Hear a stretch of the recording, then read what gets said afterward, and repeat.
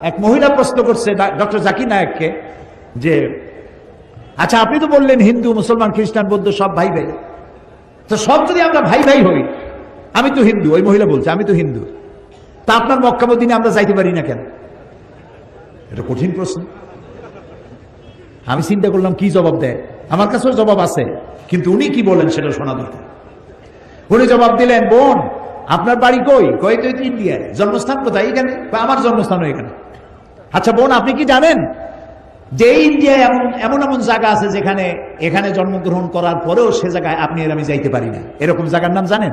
কোন এরকম জায়গা থাকবে কেন? আমি ইন্ডিয়া জন্মগ্রহণ করেছি, সব জায়গায় যাইতে পারি।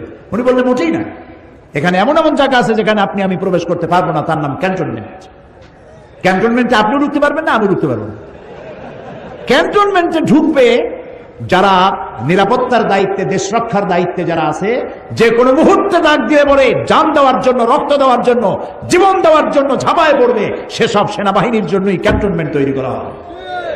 ওখানে আপনি আর আমি যাইতে পারবো না।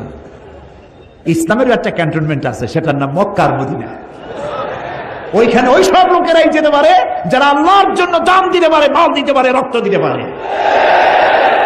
প্রিয় বোন আপনিও যেতে পারবেন, আপনার পাসপোর্টে একটা ভিসা লাগান, ভিসার নাম লা ইলাহা ইল্লাল্লাহু মুহাম্মাদুর রাসূলুল্লাহ। কালকে আপনি মক্কা মদিনা চলে যান। কি সুন্দর জবাব! আমার খালি দোয়াই আসলো যে আল্লাহ তাআলা কি ব্রেন তুমি তাকে দিয়েছো, সুবহানাল্লাহ।